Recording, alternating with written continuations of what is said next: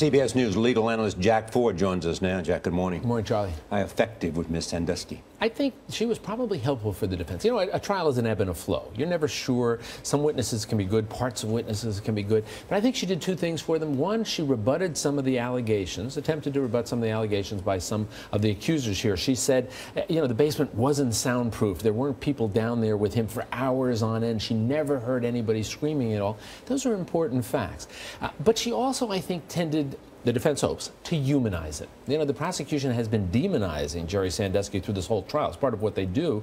And I think that the defense hopes that at least one juror, remember, the defense doesn't have to prove anything. All they have to do is raise a question. And if they raise a question in the mind of even one juror, they can get a hung jury. That's a win. But I think they're hoping that jurors might say, you know, 45 years, she seems like a lovely woman. She said nothing ever happened here. I don't know. That's what they're hoping they might get from a juror. We also heard yesterday from the psychologist, which the defense put on the stand, talking about this histrionic personality disorder.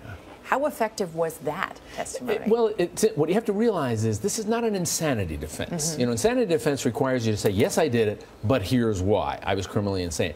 This is an attempt by the defense to try to explain away some of these sort of awkward situations, specifically what were described as creepy love letters, some of the accusers said, sent to him. And I think the defense is saying, if we can get jurors to look at this a different way, come off of the child pervert view of him and look, well, maybe he's odd, maybe he's awkward, and maybe he has something else going on here, but at least it gives the defense an opportunity to argue something other than violent sexual pervert.